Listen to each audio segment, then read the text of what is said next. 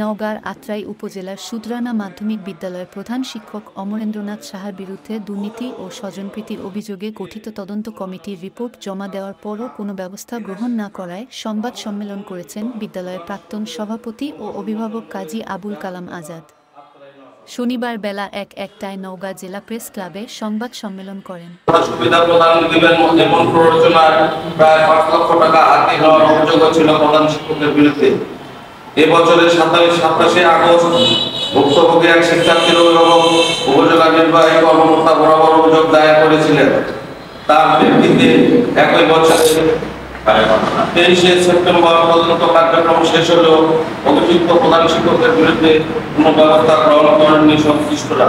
প্রিয় সাংবাদিক বন্ধুরা, যে প্রধান শিক্ষক সরকারি প্রণোদনা প্রতিবন্ধী শিক্ষার্থীর প্রাপ্য টাকা তার হাতে না দিয়ে যত সামান্য টাকা হাতে দিয়ে গৃহীত টাকার তালিকা সেই শিক্ষার্থীর অজান্তে স্বাক্ষর করে নেন।